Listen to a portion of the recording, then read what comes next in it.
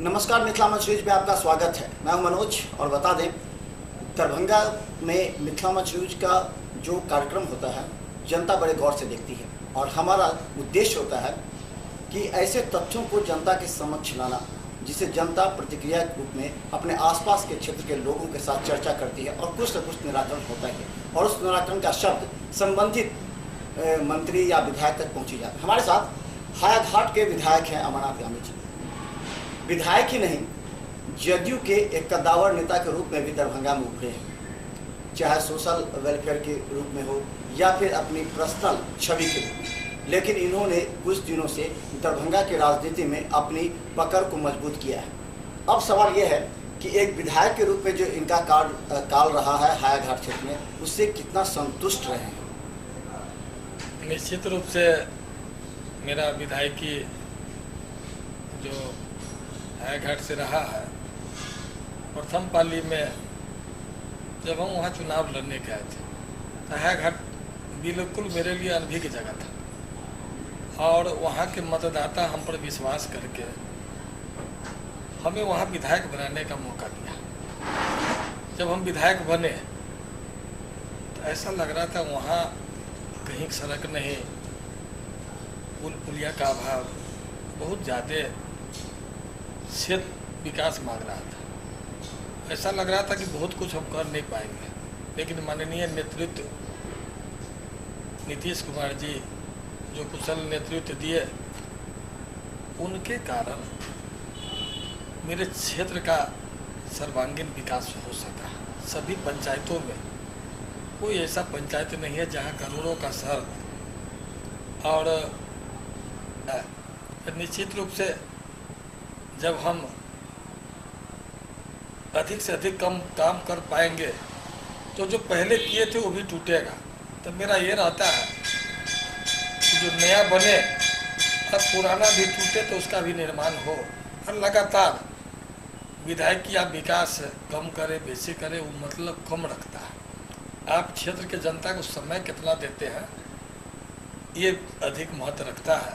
तो हम पिछले 5 साल में पार्टी लाइन से हट के जब हम विधायक थे तो उस समय कभी नहीं सोचे विकास किस वर्ग का करना। जब हम विधायक भाजपा से थे उस समय भी सभी गांव, मेरे यहाँ को मालूम होगा, माइनॉरिटी का भी अधिक वोट है।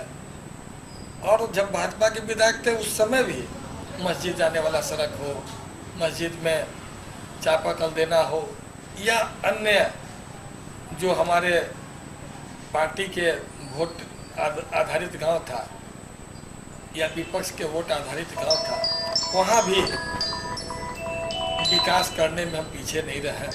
इसी कारण से जब दोबारा हम वहाँ चुनाव लड़े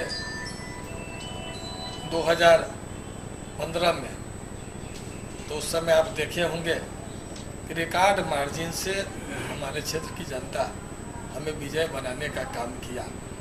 इसमें केवल मेरा काम नहीं, मेरा व्यवहार भी बोल रहा था और पार्टी लाइन से ऊपर आप देखे होंगे मेरे यहाँ कम वोट है, 2,19,000 के आसपास वोट है और छोटा विधानसभा है।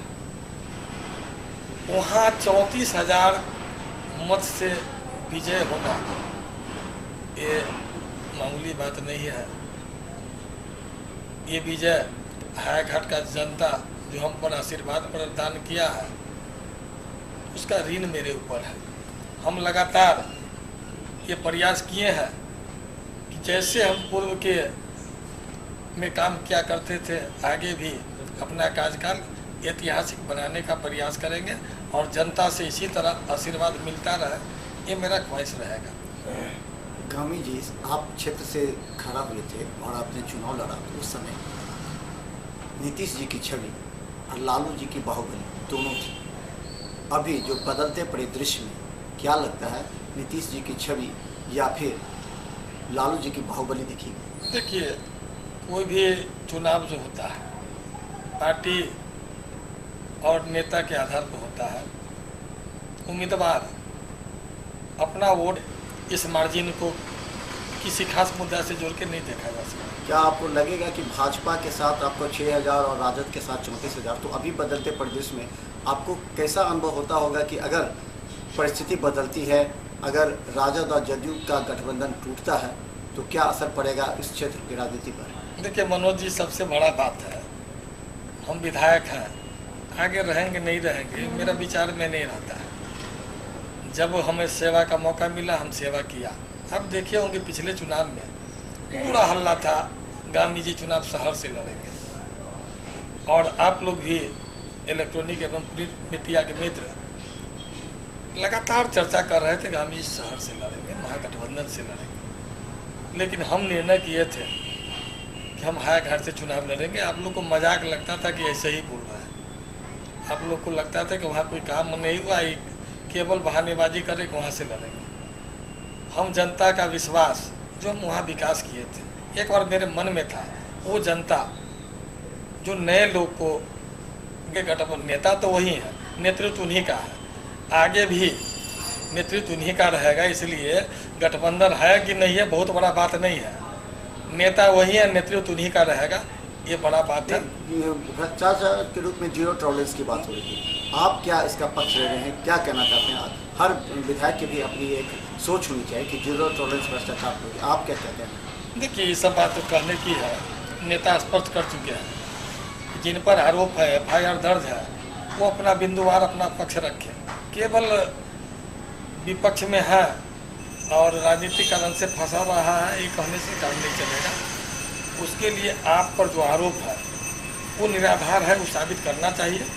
हर राजनीतिक दल के कार्यकर्ता को भी जिन पर आरोप है वो सामने आके कहा कि आपके जो समर्थक हैं उनका आत्मविश्वास बढ़ता है। अगर तर्कपूर्ण बात रखते हैं तो अच्छा रहता है, साथ वाले भी मजबूती से जवाब दे पाते हैं।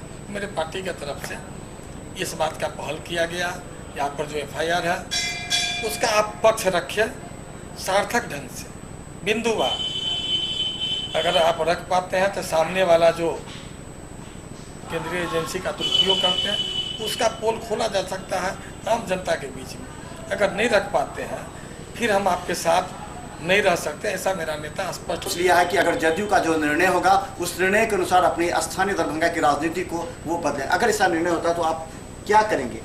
नगर निगम में आपने मेयर को बनाया, अभी वो आपका रास्ता अलग हो जाएगा, आप अपनी दरभंगा की राजनीति को लेकर के अलग हो जाएगा, तो क्या कितना लगेगा? आपने इतना मेहनत किया, एक थाली में सारा खाना आया और फिर अलग अलग सब्जी चावल दाल सब अलग अलग हो जाएगा।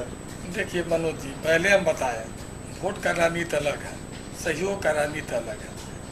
हम जिससे सहयोग लिए हैं हम कृतज्ञ नहीं हैं, और भ्रष्टाचार की स्थिति में हुआ, जिस परिस्थिति में स्टेट की राजनीति परिवर्तन लेती है, जो संभावना कम है नहीं लेगी, अगर लेती है तो हमारा कार्यकर्ता का जो आपसी सहयोग, आपसी विश्वास, जैसे नगर निगम का चर्चा की है, कोई राजनीतिक पद मेयर और डिप्टी मेयर का नहीं होता है। आपस में पार्षद मिलजुल के चुनाव करते हैं, कोई हारता है कोई जीतता है, कोई सिंबॉलिक चुनाव नहीं है। लेकिन जो भी मेयर होंगे हर शहरवासी का काम होगा उससे मदद करे। अगर आप राजनीतिक दृष्टिकोण से पद को देखेंगे तो विकास प्रभावित होगा। जब निर्दलीय पद है तो निर्दलीय हिसाब से अगर देखेंगे, सब आदमी मिलकर शहर का विकास करेंगे तो शहर विकसित होगा और अन्य समस्याओं से मुक्त होगा। खासकर हमने कई विधायकों को और मंत्रियों को देखा जो दरभंगा से संबंध रखते हैं कि बदलती परिस्थिति में विगत 4 दिनों में उन्होंने अपने संपर्क भारतीय जनता पार्टी के नेताओं से के साथ भी बढ़ा लिया है। चाहे हायाघाट हो, चाहे बहादुरपुर हो या फिर बिरौल हो, सभी नेता को देखा जा रहा है कि वो अभी से अपने